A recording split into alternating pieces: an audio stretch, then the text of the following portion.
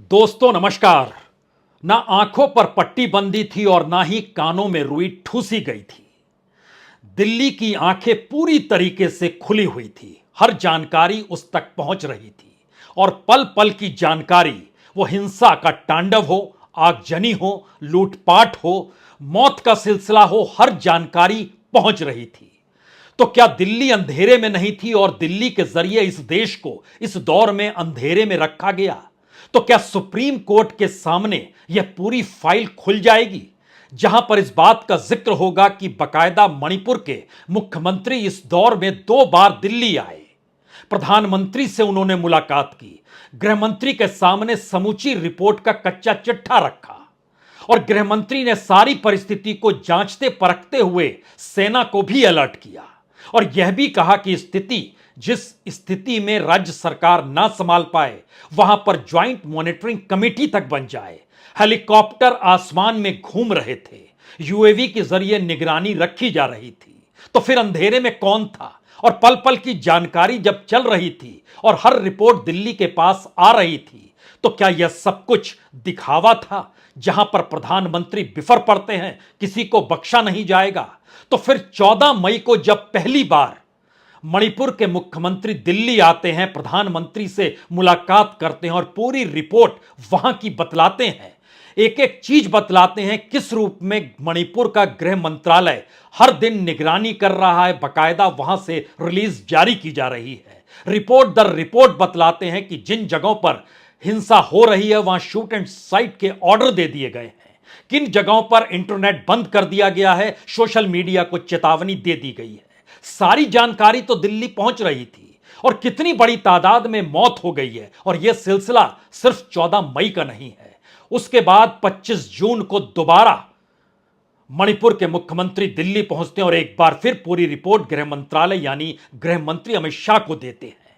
सब कुछ तो दिल्ली की जानकारी में था और सारी जानकारी होने के बावजूद भी क्या मणिपुर की तरफ से आंखें इसलिए बंद की गई कि अपनी डबल इंजन की सरकार है, जिसकी गुहार बरस भर पहले खुद प्रधानमंत्री इंफाल पहुंचकर लगाकर आए थे और जनता ने साथ दिया?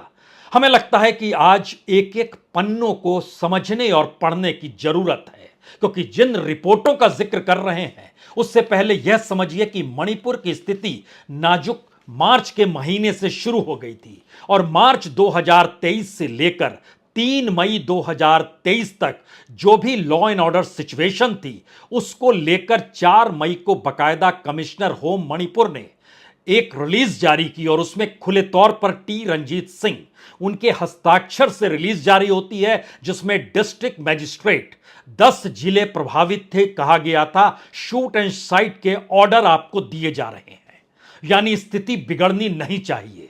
बावजूद इसके जो कुछ 4 तारीख को हुआ, उस दिशा में इस खबर को कौन डिनाय कर सकता है कि पुलिस की मौजूदगी थी, जिन महिलाओं के साथ जो कुछ हुआ, नग्नावस्था में जो कुछ किया गया। लेकिन पुलिस ने खामोशी क्यों बरती, बावजूद इसके कि गृह मंत्रालय कह रहा है? तो फिर वहां पर किसकी सरकार चल रही थी? कौन सी परिस्थिति में रिपोर्ट दिल्ली आ रही थी और दिल्ली सक्रिय क्यों नहीं हो रही थी? क्योंकि उसके बाद 7 मई को वहां पर कमिश्नर होम एस ज्ञान प्रकाश के जरिए सोशल मीडिया को लेकर एक और रिलीज और ऑफिशियल रिलीज जो इमीडिएट इफेक्ट के साथ जारी की जाती है, उसमें बताया जाता है कि जो इमेज दी जा रही है हेट स्पीच है, हेट वीडियो है, जो मैसेजेस हैं, और उसको एंटी नेशनल और एंटी सोशल एलिमेंट्स के साथ जोड़कर उसको तुरंत सस्पेंड किया जाता है कि अब इस पर रोक जरूरी है। कमोवेश हर दूसरे दिन इस तरीके से वहां का गृह मंत्रालय कागज पर सक्रियता दिखा रहा है और ऐसी परिस्थिति नाजुक हो गई कि वहां पर 10 एमएलए आदिवासी जो थे, उन्होंने कहा कि पहाड़ी क्षेत्रों में अलग प्रशासन होना चाहिए, क्योंकि मौजूदा वक्त में जो प्रशासन काम कर रहा है वह पूरे तरीके से खत्म हो गया है। इस अलग प्रशासन का मतलब यह था कि हमको पैरेलल एडमिनिस्ट्रेटिव सर्विस के तौर पर वहां पर नए नियम कायदे समझते हुए करना होगा, क्योंकि बीरेन सिंह की सरकार इसको इंप्लीमेंट नहीं कर पा रही है। तो क्या यह जानकारी दिल्ली को नहीं थी? बिल्कुल थी। इसलिए थी क्योंकि 10 एमएलए दिल्ली पहुंचे थे और उस 10 एमएलए में के भीतर से जो 7 एमएलए थे उन्होंने वो बीजेपी के एमएलए थे। 2 एमएलए जो थे ये कुकी पीपुल्स अलायंस के एमएलए थे और एक इंडिपेंडेंट था। इन 10 एमएलए ने सीएम बीरेंद्र सिंह को साफ तौर पर कह दिया कि आपके जरिए स्थिति नहीं, बकायदा पहाड़ी क्षेत्रों में जो ट्राइबल का इलाका है उसमें हमको अलग तरीके से वहां पर प्रशासन चाहिए, होना चाहिए। इसी बात को लेकर 14 तारीख को बकायदा दिल्ली बीरेंद्र सिंह पहुंचे थे। 14 मई यानी 4 मई को जो हुआ, 10 दिन के बाद 14 मई को बीरेंद्र सिंह दिल्ली पहुंचते हैं, प्रधानमंत्री से मुलाकात और गृह मंत्री को पूरी रिपोर्ट दिखलाते हैं। और उस रिपोर्ट के भीतर नत्थी इस बात को लेकर की है कि हम सक्रिय हैं। तो दिल्ली में बैठे गृहमंत्री उन्हें निर्देश देते हैं कि किसी भी हालत में वहां पर कुछ गलत नहीं होना चाहिए, आप कार्रवाई कीजिए। तो वो शूट एंड साइट का वह रिलीज भी दिखला देते हैं कि देखिए हमने 4 तारीख को ही जारी कर दिया है और बाकायदा कमिश्नर होम ने इसको जारी किया है, गवर्नर की सहमति है। ये सारी बातों का जिक्र उस रिपोर्ट के भीतर है। बावजूद इसके उसके बाद लगातार घटना घटती चली जाती है और स्थितियां जब नाजुक होती है तो 25 जून को एक बार फिर मणिपुर के मुख्यमंत्री बीरेंद्र सिंह फिर दिल्ली पहुंचते हैं और दिल्ली पहुंचकर वो जानकारी देते हैं कि वहां स्थिति नाजुक तो है लेकिन हम संभाल लेंगे। और दिल्ली भी कहता है ठीक है आप संभाल लीजिए। और उस समय तक जितनी भी एफआईआर हुई, जितनी भी जानकारी निकल कर आई, उसमें यह बड़ा महत्वपूर्ण है कि 100 से ज्यादा एफआईआर जो महिलाओं के संदर्भ में थी वो 14 मई तक जारी यानी दर्ज की जा चुकी थी, जिसकी जानकारी दिल्ली को अपनी रिपोर्ट में वहां के मुख्यमंत्री ने दी थी। तो क्या ऐसे में जब सुप्रीम कोर्ट के सामने यह पूरा कच्चा चिट्ठा निकल कर आएगा तो क्या यह कहा जाएगा कि वहां की सरकार को तुरंत बर्खास्त कीजिए? और दिल्ली में जो जानकारी जिनके पास थी और उन्होंने इस दौर में कौन सा कदम उठाया, सेना की मौजूदगी वहां पर कर दी गई, सुरक्षाकर्मी बड़ी तादाद में मौजूद थे, लेकिन जब वहां पर लोकल पुलिस ही काम नहीं कर रही थी, जो वहां की गवर्नेंस थी वो पूरे तरीके से अगर फेल हो चली थी, तो ऐसे में जिम्मेदारी किसकी होगी? और अगर कोई कार्रवाई उससे पहले नहीं की जाती है और सुप्रीम कोर्ट इस सवाल को जो केंद्र को नोटिस दिया गया है और 28 तारीख को सुनवाई अब होनी है, तो उससे पहले क्या मोदी सरकार कोई बड़ा कदम उठाने जा रही है? वो एक्शन में आ चुकी है या बुरी तरीके से घिर चुकी है? उसे समझ नहीं आ पा रहा है कि किसी को हटाएंगे तो खुद को कटघरे में खड़ा हुआ पाएंगे। अगर वो मुख्यमंत्री को हटाएं या गृह मंत्री पर यह आंच आ जाए, क्या ऐसी परिस्थिति आ गई है? और सब कुछ मिलाइए तो प्रधानमंत्री की छवि का बंटाधार इस दौर में हुआ है। यह जानते समझते हुए कि प्रधानमंत्री ही मणिपुर पहुंचे थे, उन्होंने वहां पर लोगों से गुहार लगाई थी डबल इंजन की सरकार बन जाए और इस बात को याद दिलाया था कि मैं मणिपुर कितनी बार आता हूं। लेकिन इतने दिनों तक प्रधानमंत्री ने खामोशी बरती। उन्होंने जिक्र किया था कि जब हमारी सरकार यहां बन जाएगी तो यहां पर कभी हिंसा होगी नहीं, कोई बैरिकेड लगेगा नहीं, जो पहले होता था अब कुछ भी नहीं होगा। हमें लगता है कि प्रधानमंत्री की इस दौर में खामोशी और इस दौर में प्रधानमंत्री की बेफिक्री मणिपुर को लेकर, यह सब कुछ कहना आसान नहीं है कि सुप्रीम कोर्ट के भीतर यह पूरा कच्चा चिट्ठा तो खुलेगा, लेकिन उससे पहले एक क्षण के लिए हमें लगता है प्रधानमंत्री के उस भाषण के उस हिस्से को सुन लीजिए जो पिछले बरस चुनाव जब मणिपुर में हो रहे थे और प्रधानमंत्री अपनी कितनी निकटता मणिपुर से दिखला रहे थे, उसको सुनना चाहिए। आपने दिल्ली में पूर्ण बहुमत की सरकार बनाई है, मणिपुर में भी पूर्ण बहुमत की सरकार बहुत जरूरी है। बंद और ब्लॉकेड के डर और हिंसा के उन पुराने दिनों को अब हमें वापस नहीं लौटने देना है। भाइयों बहनों, आपके बीच में अनेक बार आया हूं। मैं तो शायद गिनती करूंगा तो भी गलत हो जाएगा, इतने बार आया हूं। संगठन का काम करता था तब भी आता था, गुजरात में मुख्यमंत्री था तब भी आता था, आपने मुझे प्रधानमंत्री बना दिया तब भी आता हूं। शायद हिंदुस्तान में जितने प्रधानमंत्री हो गए वो सब जितनी बार आए होंगे उससे ज्यादा मैं अकेला आया हूं। तो प्रधानमंत्री की इस चिंता के साथ मणिपुर तो खड़ा हो सकता है, लेकिन मणिपुर के जो हालात हुए उसमें प्रधानमंत्री मणिपुर के लोगों के साथ क्यों नहीं खड़े हुए? क्योंकि 14 मई को अगर मणिपुर के मुख्यमंत्री दिल्ली आकर प्रधानमंत्री से मुलाकात करते हैं, गृह मंत्री को पूरी रिपोर्ट देते हैं, तो उसके बाद प्रधानमंत्री की चिंता किस रूप में व्यक्त करनी चाहिए, या उनको अपने तौर पर कोई प्रतिक्रिया देनी चाहिए या खामोशी बरत लेनी चाहिए? क्योंकि जरा सिलसिलेवार तरीके से समझिए, 4 मई के बाद के 77 दिनों में से 30 दिन प्रधानमंत्री यात्रा पर रहे, 7 देशों की यात्रा कर ली उन्होंने, 8 राज्यों को देश के भीतर घूम लिया, लेकिन मणिपुर की तरफ देखा भी नहीं, उस मणिपुर की तरफ जिनसे उनका वास्ता संगठन संभालने के वक्त से था, गुजरात के मुख्यमंत्री रहने के दौरान था, प्रधानमंत्री बनने के बाद भी था। लेकिन जब मणिपुर जला तो उस दौर में प्रधानमंत्री किस यात्रा पर निकले थे? हमें लगता है आप तारीखों को भी नोट कर लीजिए। 19 मई से लेकर 25 मई तक प्रधानमंत्री जापान, पपुआ न्यू गिनिया और ऑस्ट्रेलिया की यात्रा पर थे। याद कीजिए, ऑस्ट्रेलिया में अमेरिकी राष्ट्रपति को भी आना था, लेकिन जो इन्फ्लेशन की स्थिति अमेरिका के भीतर हो चली थी उसमें अमेरिकी राष्ट्रपति ने ऑस्ट्रेलिया की यात्रा को रद्द किया और वो वापस अमेरिका लौट गए, जापान से ही उसके बाद G7 की बैठक को लेकर। और उसके बाद यह सवाल था क्या प्रधानमंत्री ऑस्ट्रेलिया जाएंगे? प्रधानमंत्री ऑस्ट्रेलिया गए और वहां जाकर उन्होंने जो भी ऑस्ट्रेलियाई प्रधानमंत्री के साथ किया और द्विपक्षीय सभा सम्मेलन जो भी किया उसको आप पढ़ लीजिए, समझ लीजिए किस रूप में प्रधानमंत्री ऑस्ट्रेलिया गए थे। लेकिन बहरहाल 19 मई से 25 मई तक ऑस्ट्रेलिया, जापान और पपुआ न्यू गिनिया जाते हैं।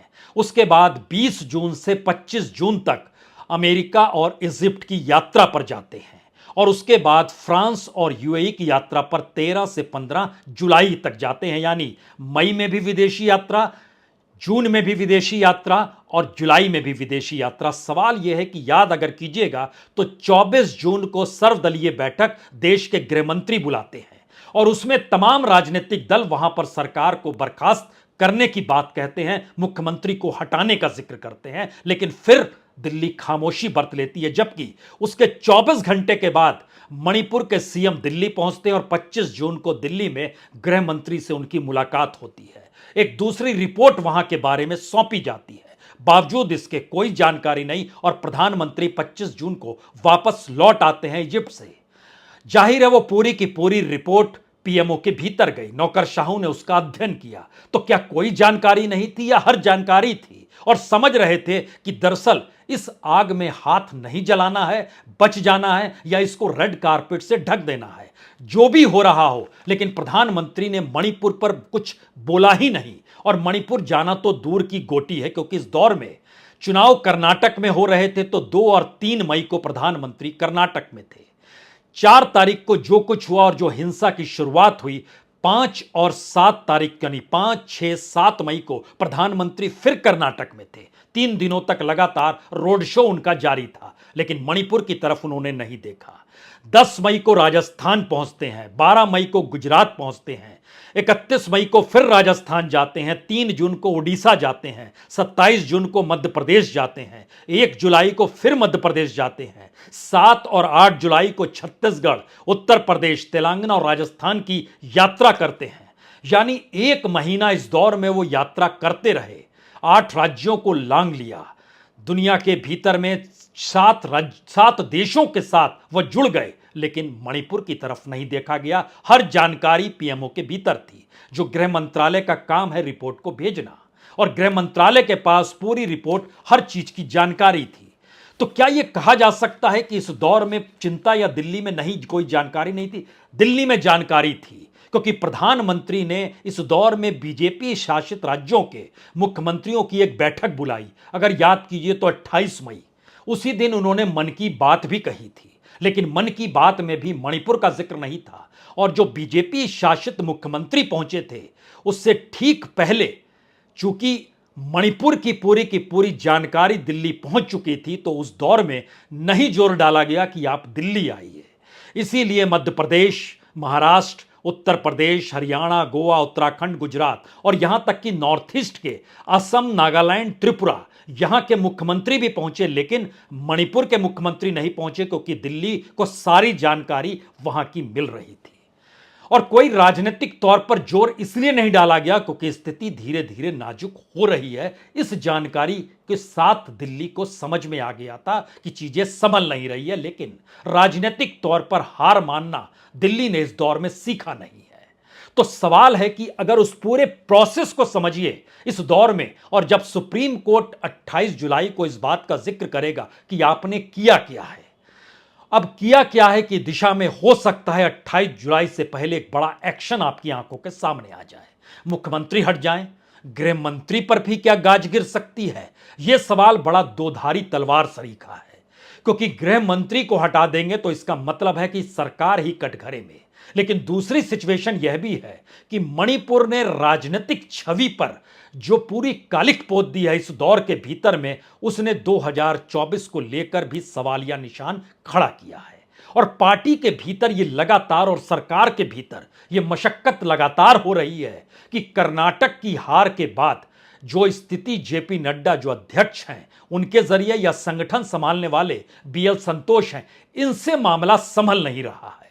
तो क्यों नहीं एक तीर से दो निशाने साधे जाएं। एक तरफ मणिपुर के जरिए गृह मंत्रालय को ठीक किया जा रहा है यह बताया जाए, और दूसरी तरफ 2024 के लिए अमित शाह की वहां से विदाई करके उनको लाकर खड़ा कर दिया जाए उस चुनावी दौड़ में जिसको लेकर मुश्किल होती चली जा रही है। और यह मुश्किल हालात राजस्थान में भी पनपने लगे हैं, यानी जहां पर एकमात्र राज्य जहां पर बीजेपी सोच रही थी जीत सकती है, स्थितियां उसकी वहां भी नाजुक है। तो सारी जानकारी राजनीतिक तौर पर जो चलाने का सिलसिला इस दौर में उभर कर आया है, क्या वो सब कुछ मणिपुर के जरिए स्वाहा हो गया है? और मणिपुर की परिस्थिति की अगर पल पल की जानकारी मिल रही थी तो फिर एक बात सोचिए कि जब 14 मई को प्रधानमंत्री से मुलाकात और गृह मंत्री को पूरी रिपोर्ट दी गई तो वह अकेले मुख्यमंत्री नहीं थे, उनके साथ बकायदा प्रदेश के अध्यक्ष थे, उनके साथ बकायदा 3 मंत्री थे, forest minister, power minister, agriculture minister, यानी विश्वजीत थे, गोविंदास थे, खेमचंद थे, और इसके अलावे बीजेपी की जो प्रदेश अध्यक्ष शारदा देवी हैं उनकी भी मौजूदगी थी। 14 मई को ही यह जानकारी दी गई थी कि लगभग 231 लोग घायल हो गए हैं, 60 से ज्यादा लोगों की मौत हो गई है, 1700 जगहों पर आगजनी हुई है जिसके दायरे में धार्मिक स्थल भी हैं और घर भी आए हैं। 231 से ज्यादा लोग जो अस्पतालों में हैं उनके ठीक समानांतर देखिएगा तो लगभग 30,000 के लगभग उस दौर में लोग बेघर हो गए। 14 मई के बाद का सिलसिला बढ़ाइएगा तो ये जो बेघर लोगों की तादाद थी वह दुगनी से ज्यादा हो गई, जो मौत का सिलसिला था वो दुगना हो गया।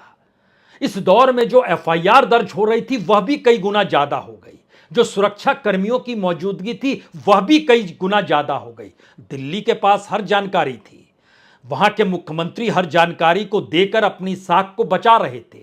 दिल्ली से लौटते थे तो इंफाल में प्रेस कॉन्फ्रेंस करते थे और जानकारी देते थे कि देश के गृह मंत्री और केंद्र सरकार किस तरीके से मणिपुर पर निगरानी रखे हुए है, क्या क्या उसने पहल की है। बावजूद इसके सब कुछ हो रहा है तो फिर सरकार कहां है, गवर्नेंस कहां है, उस दिशा में देखेगा कौन? शायद हर किसी ने इस दिशा में आंखें बंद की हुई थी, क्योंकि जो गृह मंत्रालय की तरफ से जो उस दौर में वहां पर रिलीज जारी किया जाता था इमीडिएट इफेक्ट के साथ, आपको जानकर हैरत होगी कि 4 मई से लेकर 25 जून तक जो दूसरी बार मुख्यमंत्री दिल्ली पहुंचे थे उस बीच में चाहे वो सोशल मीडिया को लेकर जिक्र हो रहा हो, चाहे शूट एंड साइट के ऑर्डर हों, चाहे डीएम को अलग अलग निर्देश जारी कर रहे हों, चाहे राज्य पुलिस को किया जा रहा हो, इस दौर में 34 निर्देश जारी किए गए, 34। और वो सारी जिक्र और सारी जानकारी दिल्ली को दी गई कि किस तरीके से बीरेंद्र सिंह काम कर रहे हैं। कागजों पर काम होते चला जा रहा था और जमीन लगातार धू-धू जल रही थी, और दिल्ली उस दिशा को देखना चाहती नहीं थी या देखते हुए समझ रही थी कि अब हाथ कौन चलाए। लेकिन लोगों की जो परिस्थिति थी और मणिपुर के भीतर जो कुछ हो रहा था उसमें इंटरनेट पर जो रोक लगाई गई वो तो 7 मई को ही जारी कर दिया गया था। कोई इमेज, कोई हेट स्पीच, कोई हेट वीडियो, कोई मैसेज किसी भी रूप में जारी नहीं होगा। और इसको लेकर एंटी सोशल एलिमेंट से बात आगे बढ़ाते बढ़ाते एंटी नेशनल तक ले गए कि उसके दायरे में कार्रवाई की जाएगी। लेकिन वहां पर जो हो रहा था उसको लेकर सेना की पहल, राज्य पुलिस की उसके साथ खड़ा होना, एडमिनिस्ट्रेटिव का कोई कोऑपरेटिव वे में काम करना, ये सारी चीजें इस दौर में गायब थी, जिसका जिक्र एक एक करके वहां की हर न्यूज़पेपर की रिपोर्ट में यह बात आने लगी। 3 सवाल। पहला सवाल, अगर दिल्ली को सारी जानकारी थी तो दोषी कौन है दिल्ली में? और प्रधानमंत्री से जब मुख्यमंत्री की मुलाकात होती है, इसी बीच में गृहमंत्री से 2-2 बार मुलाकात होती है। तीसरी मुलाकात के लिए गृहमंत्री खुद इम्फाल पहुंचे थे। 3 बार मुलाकात बावजूद इसके अगर एफआईआर की कॉपी, आगजनी और अगर इस दौर में मौत का तांडव तीनों को देखिएगा तो तीनों बढ़ रहे हैं, उस पर रोक लगने की स्थिति नहीं है। जिम्मेदार कौन है? मुख्यमंत्री पूरी तरीके से फेल हो चुके हैं। दिल्ली हर हाल में मदद करने की दिशा में जिक्र कर रही है, बावजूद इसके स्थितियां नाजुक हैं। तो क्या दिल्ली भी संभाल पाने की स्थिति में अब कुछ भी नहीं बच पा रहा है उसके सामने? वो डबल इंजन की सरकार ही क्यों ना हो, क्या ऐसी स्थिति आ गई है? और तीसरा सवाल, सुप्रीम कोर्ट क्या 4 तारीख के बाद से राज्य सरकार और वहां के गृह मंत्रालय ने जो भी पहल की और जो जानकारी मुख्यमंत्री ने दिल्ली आकर प्रधानमंत्री को बताई होगी या जो गृह मंत्री को पूरी रिपोर्ट सौंपी, क्या सुप्रीम कोर्ट उन सब को सामने रखकर एक झटके में यह निर्देश जारी कर सकता है कि इसके ऊपर तुरंत केंद्र का कब्जा हो जाए, यानी वहां की जो चुनी हुई सरकार है उसको बर्खास्त कीजिए?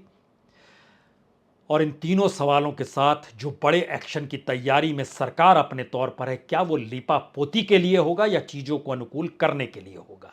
सवाल एक साथ कई निकल कर आ रहे हैं। लेकिन यह ना कहिएगा कि दिल्ली को अंधेरे में किसी ने रखा। दिल्ली ने इस देश को अंधेरे में रखा। यह सच तब उभर कर आया जब प्रधानमंत्री का गुस्सा इस तरीके से उभरा जैसे लगा वो पूरे देश की चिंता कर रहे हैं और पूरे देश में आग लगी हुई है। राज्य को जिक्र करते हुए अलग अलग राज्यों की कतारों में ही मणिपुर की स्थिति को भी लाकर उन्होंने रख दिया। यह राजनीति है, यह असंवेदनशीलता है, यह अमानवीयता है, या इस दौर में सत्ता की ठसक है? समझिए आप। बहुत बहुत शुक्रिया, बहुत बहुत शुक्रिया।